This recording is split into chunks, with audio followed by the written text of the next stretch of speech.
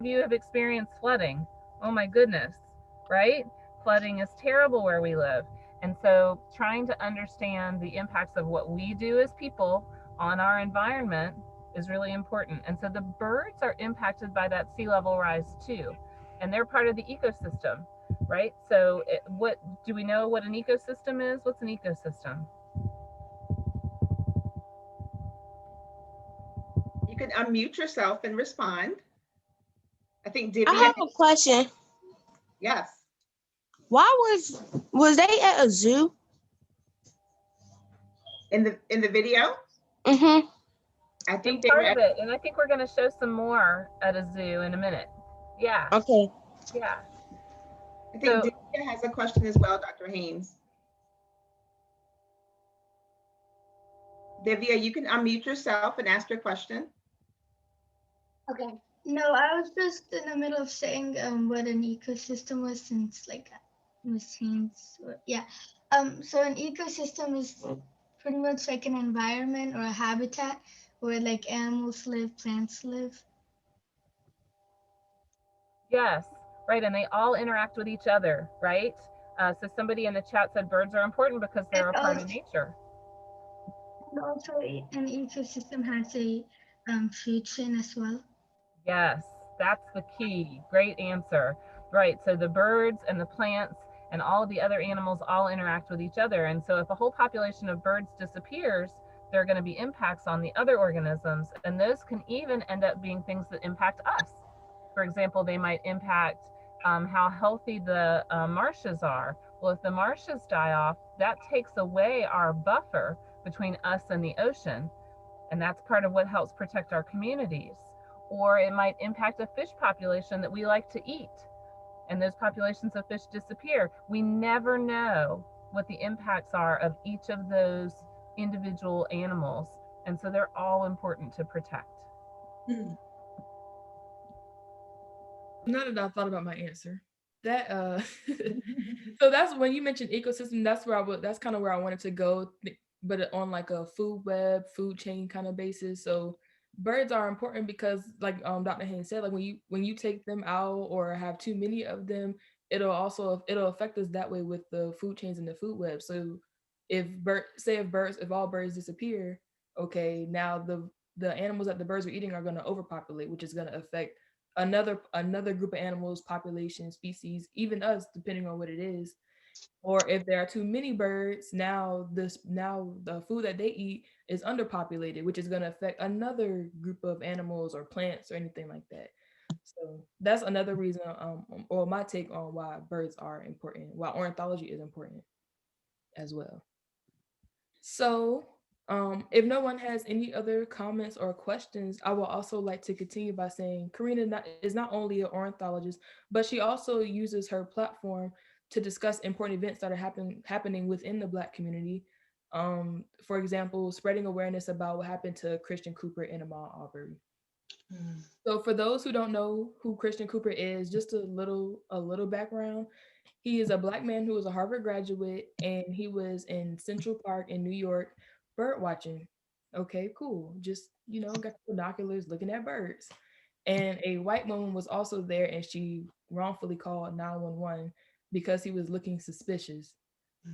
which, with all this going on around, it's sad that this stuff is becoming so common. This is not I hope this is the first time that we've heard this. I wish it would, it happens more than it should. I'll just say that. And then for those who don't know who Ahmaud Arbery is, he was a 25-year-old Black man that was wrongfully and fatally shot, I want to say in February of last year while he was jogging. And the reason why Karina has posted about both of these people on her Twitter account, using her platform to spread awareness about what's happening, but specifically why I feel that she tweeted about Ahmad's event is because that happened not far from her field site. So that's an area where she's driving around, maybe going to get groceries, going to do something in her daily life. And so that's close to home, and it could have been somebody that she knew. So I just like the fact that she uses her Twitter account not only to post about animals, but to post about how the things that are going on in the Black community and spreading awareness and facts and things of that nature, because we need that as well. So I guess some of you might be asking, oh, Dr. Haynes, you have something to say? Yeah, I was just going to add, I mean, there's so many things that are going on in the media right now and the awareness that we have right now about these topics. And so I think it's so great. This won't be the first time that this has happened where someone who was from a minority community is out there being a naturalist and because of that is treated with suspicion. And that's wrong. And it's great that it's being brought to public attention, and so that's why I'm so excited about Black Birder Week that they did last year. And I think there's a plan to do Black Birder Week again this year. And what's even cooler is that that started a whole bunch of other weeks. So there's a Black Microbiologist Week, and there's a Black Fisheries Biologist Week, and there's, right? And so there are all of these people out there who are scientists who aren't well known. And so it's a great way to find other African Americans, particularly who are in the sciences and can be role models or mentors or even graduate advisors one day. So I just think it's awesome to have this platform and let that be known that there are all of these people out there who are scientists, and that you belong in this community as a scientist too, that there is a place for you out in nature and there's a place for you in the sciences. Somebody sent a message saying Andrea has a comment. Hi, Ashley. It's Andrea. Hey, gals. So I'm so excited to be on here with you all this afternoon. I just popped on a few minutes ago, and I just wanted to go back to the bird watching. So here's a quick story. I'm originally from the Bronx, like Cardi B. We're both regular, megala girls from the Bronx. I wear that badge very proudly. And when I was growing up, we used to hear birds and sort of see them, from afar, but we were like, oh, keep the pigeons over there. And when I moved to Virginia, I ended up living in places that had a lot of trees. And so one day I went out and bought myself a pair of binoculars. And, periodically I would just sort of pick them up and watch the birds. And it is amazing to be able to use your binoculars and sort of pull them in close and just to watch their movement and their activity and the different dances that they do and the different ways that they interact with each other. If you have two birds in close proximity with each other, the way they interact, it's really entertaining. So I just wanted to get on and share that because I don't know, one day, if any of our young ladies happen to get a pair of binoculars in their mailbox or, somehow binoculars just find their way to them, I just want to encourage them to pick them up and to maybe do a little bit of bird watching and be prepared to be very entertained and get a lot of information about, bird life, wildlife, if you will, and just, keep it in a thought and be ready for it just in case a pair of binoculars comes their way. Thank you, Andrea. Andrea is part of the Butterfly Village team. So I'm glad she is joining us this morning. We also invite all members of our board and our team to join us every Saturday that we meet. So you may see a few faces join us. So thank you for joining us, Andrea. And I love that story. Absolutely. Love binoculars. Every girl should have a pair of binoculars in their purse, right? Indeed, indeed. You never know what you might want to take a close look at, right? Can I hop in for just 1 second? Remember I told you that I had parked in this particular spot because I was hoping that we might get to see a bald eagle, and he is right over there. I suspect my camera is not going to be good enough to get us there, but they're here, you guys. I'm going to try maybe with my phone too, but there's a bald eagle flying right there. Right there. And you guys can see them. They are recovering so well, and they live all around us in Hampton Roads. You can see them even driving down the interstate. Sometimes you'll see a bald eagle, and especially if you have a pair of binoculars, then you can really see. Mm-hmm. Mm-hmm. I have two participants who want to, they have a question. I don't see their hands though. You can unmute yourself and just ask your question. Mm-hmm. I was trying to say that I see birds every day, and like They wake me out my sleep too. So and it be so funny when they be making noise. I be trying to mark them and be laughing at them. I see them all over my neighborhood. Yeah. And imagine they're saying something. Imagine They if be you like, you're they be seeing like, what they eh, eh. say. That would be so neat to know what's going on inside their heads and what it is they're trying to communicate when they're waking you up. Was there another question? Thank you, Zanaya. Okay. You So welcome. so moving on, great stories, and that's I strongly encourage that as well. Just like I said, I want to create a dialogue. So I'm giving you all information, so you all are learning something. But I wanted to learn something from you all as well. Share your personal experiences or things you've seen or just something that was cool. So loving the dialogue that we have going on here, create a conversation. So the next part of what I want to talk about is so we've talked about Black Birders Week, we've watched videos, we talked about Karina Newsom, Christian Cooper, Ahmaud Arbery. So why is this all important? Is something that you might be asking yourself. So the reason why I feel like it's important is because it's nice to see minority representation in fields where it's not common, which we discussed about earlier.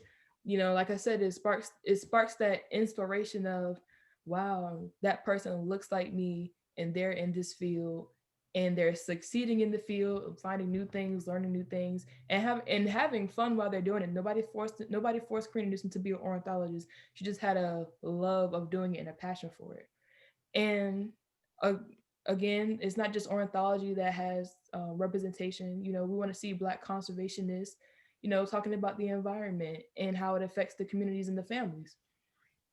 I like the fact that Karina uses the platform to promote stuff other than just animals. She promotes voting as well. I took a look at her Twitter page, which so many people have fought for the right to vote, and that includes some of our grandparents and our great grandparents. So she promotes that. She talks about social injustices, which we've seen with the Christian Cooper and Ahmaud Arbery events, and she talks about animals. And I just think she's all around cool and very aware of the things that are happening in society right now. And I also wanted to say it's nice to see people of color, or it's nice to see a Black woman that is gaining publicity and positive publicity at that, about just doing things that she loves to do. And because so many times on social media or on the news, you see Black people and it might not be the most positive light. So she's setting a positive light on us and the things that we can do. So and because she's gaining the positive publicity, she's like Dr. Haines said, she was in the Weather Channel, and that was just this week. So this is new stuff. This is not stuff that's 20, 30, 40 years ago. This is stuff that's happening now. This is recent, and this this just it's just cool. It's like witnessing history. She was also mentioned in the New Yorker magazine, which is cool. And she was able to speak at conferences. And doing all these things just makes her platform that much bigger to be able to talk about ornithologists and being a Black naturalist and social injustices and voting. And I just think she's an all around positive impact on people like us. She looks like us, and it's just nice to see. So at this time, if no one has any other comments or questions, I will ask Dr. Hang to play the last video I have for you all today. Okay.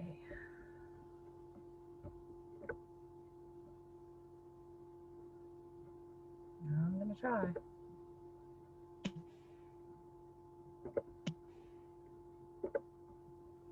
While we're waiting for Dr. Haines to queue up the video, if you could put your name in the chat box, that's how we're going to take attendance.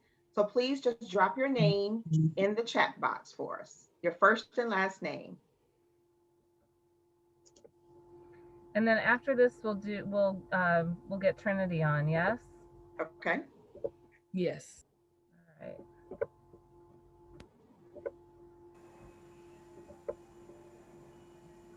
An environmentalist typically looks like an older white guy with glasses and crazy hair out in the woods by himself looking at wildlife. So someone who lives in the city can't be an environmentalist. Someone who grew up poor can't be an environmentalist. Someone who's a minority can't be an environmentalist.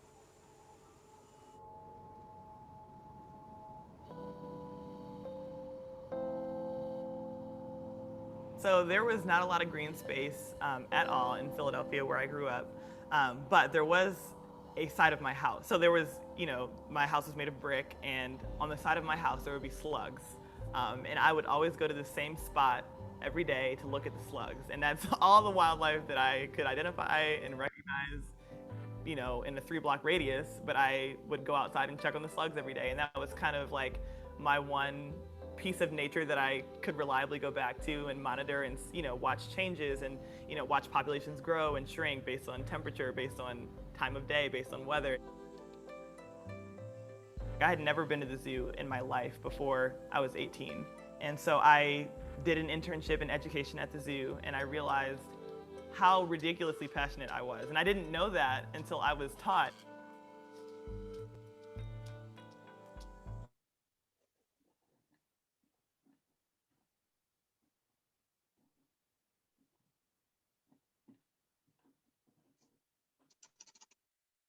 I think she might have froze. Yeah, It's, it froze for me. it froze for me too.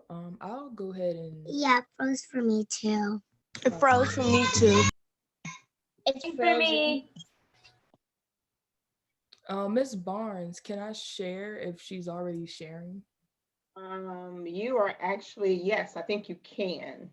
You can't, she gotta unshare her screen. Okay. Let's see. Oh, okay. Okay, there you go. And can you tell me how to share my audio? I heard you tell Dr. Haines that, but Yep. So if you go to your screen Mhm. to share, once you share the screen, then look at the bottom of your screen. It says share Oh. your sound. Okay.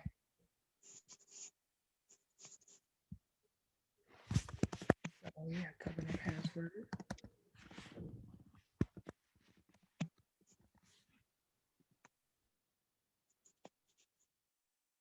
Now, this is a whiteboard.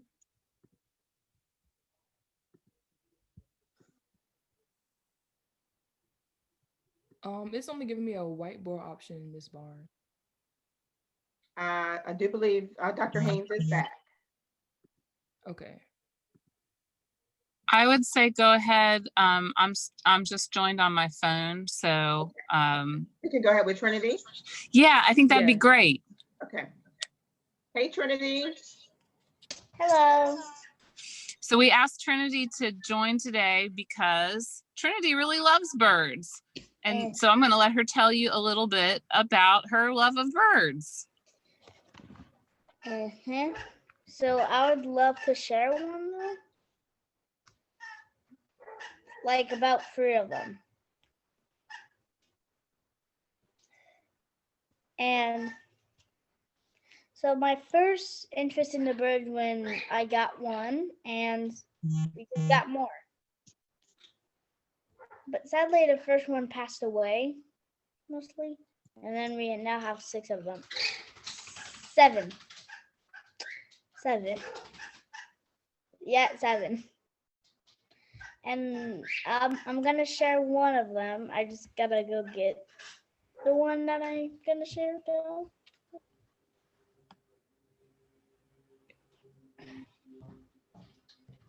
Hold up for a second. Okay, you'll get, which one you gonna show first? Not. Why don't you go get Mark? You wanna show Marley? Oh well. And tell what kind of bird. There you go. So this is Marley. Beautiful. She's a rainbow lorikeet. She doesn't like everyone besides me.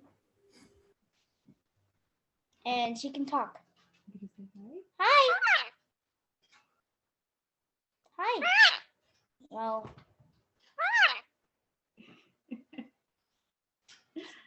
And so this is her food. She doesn't eat seeds. She eats so like she's like a hummingbird mostly. She eats flower powder. Yeah. That's like a second bird of a hummingbird. So like they use their tongue instead of their beak. Yeah. And so we got her last year, Mhm. and we saw her at the store. And when we came back like a week ago, she was still there, and we got her. But first, my dad didn't want him, but when she said hi, we got her though. So first she was into my mom, and now she's into me. And she's mostly she does. She can say hi. She can say come here. She can say potato. And she can say gibberish. Most likely. And she never whenever I go, she just wants me to come back. Come on. Alrighty, you can just. Alrighty, you done? And her bites really hurt. And whenever we laugh, she laughs, like just now. Come on, come on. And by the way, she's a rainbow lorikeet. Come on. You want to show? Yeah, she's a girl. We just figured that out. Come on. All right. Let's take her food away. I think she likes it. Come on. And I can pick her up like this.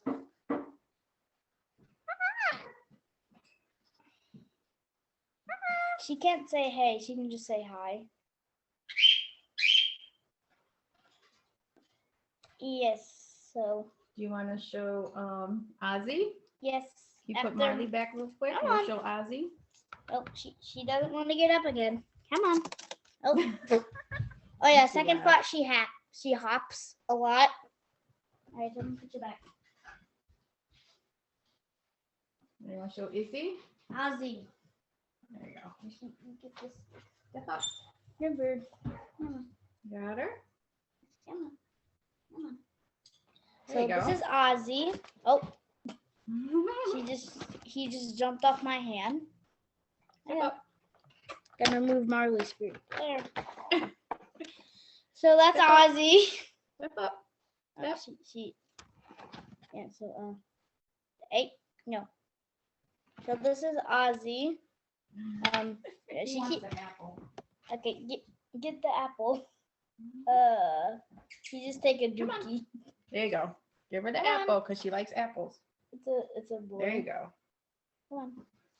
So she likes he likes apples. Hey, no. You don't bite my hand further. Yeah, He really likes apples. There you go. So there's Marley. Whenever I get a Happy Meal, she always wants the apple slices. All right, I think we have time for one more. Which is This is Crystal. AKA Meat. But she kind of likes me, so No, she will hang with me a lot. Yeah, she just keeps on getting on her shoulder. Yep. That's Crystal. She's a cockatiel. She's stuck. Yeah, her claws are like really sharp, so She's stuck on my shirt. that's how she. That's on, Crystal. Come on, Ozzy. She doesn't know any tricks yet, but Ozzy knows spin. She can. there you go. Okay, come on, Ozzy. You can just go back. So like the other ones upstairs, cause they're really, they just bite a lot. They're in training. Yes. How many birds do you have? 7. And which one is your favorite? Marley. Marley is your favorite. That's the lorikeet, right? Yes. She Yep. likes me. I like her. And you work hard to take good care of them, I know. Yes. Yeah. So we have this special light for her. And if we don't put it on for like 10 hours, she loses color. Wow. She just turns gray, but we have to put on her light because like I think that's how they pass away. No, she needs it to keep her color. Yeah, she just needs it to keep her color. Like vitamins and stuff. Yeah. Ah, yes. Hey. So I'm gonna try and switch my camera around. The eagle is, can you see the eagle? No, I can just see the sky. Well, the eagle is there, kind of in the middle of the screen. Oh, I see it. Oh, never mind. I see it. So can I share something? Sure. I go to daycare YMCA, and we used to be outside. Every time we go outside, we see eagles and hawks flying around in the sky. That's awesome. Yep, I can't see the eagle. Well, so here's what I want to suggest to you, because I know we're getting close to being out of time. I want to recommend to you guys an app. How many of you guys know how to use apps? Yes, I do. Right? Most people know how to use apps. So I want you to look up an app. It's called just the I period, Naturalist. Tamia, if you could put that in the chat, that would be hugely helpful. iNaturalist. And so iNaturalist is a place where you can report anything that you see, not just birds, but any kinds of plants and animals, and they become part of a big database. And that way you are contributing data about the plants and animals and other parts of the ecosystem that are around you. And the really cool thing is it uses artificial intelligence, and it looks at the picture, and based on the picture tells you what it is. So even if you don't know, you can learn about the animals that are around you. There are tons and tons of animals out there, and I don't know them all. So I try to take a really good picture, and I put my picture in, and then I'm always excited to find out what I think it is. And what's cool is when you put your entry in, if you are wrong, someone will fix it for you. So there are other scientists who are out there who will say, well, you're close, but it's probably this because the nose isn't quite right, or something like that. And so you get to learn about these little differences between animals and plants that we have in our environment. And it's really fun. I also saw another app called Merlin Bird ID. That's a great one. App. Yes, I definitely recommend those two. So iNaturalist and Merlin Bird ID. And you can do the free version of the Merlin one. I think there's a paid version you can do too, but I don't have that one. I just have the free one and I use it. And it's really easy because you just say, is it a little tiny bird, a medium-sized bird, or a big bird? Well, you know that. So you can pick the right thing, and then you say what color it is and where you saw it, and then it will tell you what it probably is. It's so great. And it gives you a list of choices, and you go, oh, there's my bird. It's a cardinal, or it's a brown thrasher, or it's whatever. So it's a really great, fun thing to do, and a nice way to kind of get involved in the field, even in just a casual way. Even if you don't want to be an ornithologist when you grow up, that's okay. But to be part of the community that cares about our environment. Well, thank you, Dr. Haines, for that. I just wanted to ask anyone, is there like any more questions that you would like to ask? Because we actually have to wrap up just a little bit sooner than expected. Ms. Barnes has to begin the next session at 12, but if you're interested in learning more, you can actually join the 12 o'clock session. So is there any more questions? I see Zanaya, you have your hand up. Can y'all put the I have click the link in the chat box and register already, and I need the passcode and the meeting ID. The meeting ID, okay. And what session did you join? Did you register for? I'm sorry. The 12 o'clock. Okay.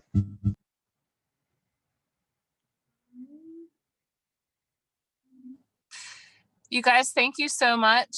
This was so much fun to present to you, Trinity and Tamia. Thank you for contributing, and Tamia for leading, and Trinity for sharing your birds. We really appreciate that. It was awesome.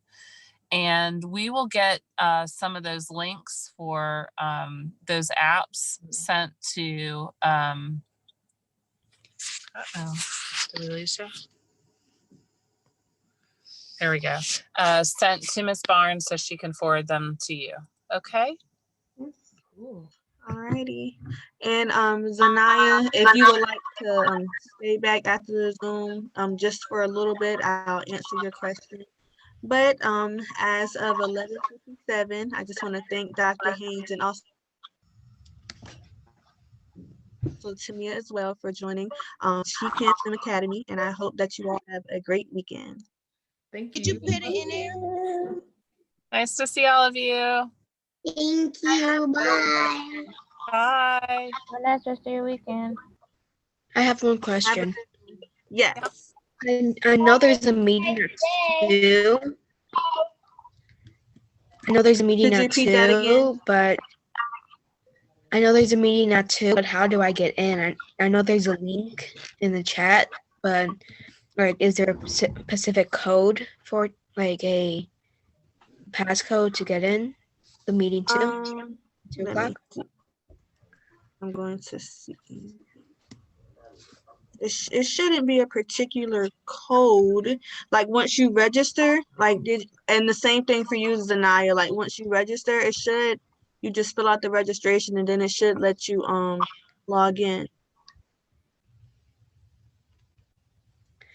Okay, thank you. Yeah. Alrighty. Alrighty. All right, and try again once we end the Zoom, because I believe that's the reason why you're probably not able to log in into the next Zoom.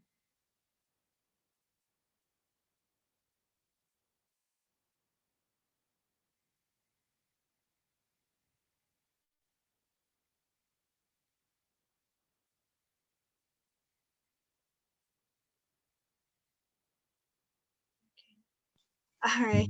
Excuse me. Okay, like I was saying, I think that like once I end this Zoom, you may be able to get into the next. I know the code is 8. The meet ID is 848-851-97883. Yes, whatever meeting code that you have. Okay. That's the meeting code. Yep. All right, try it again. Okay.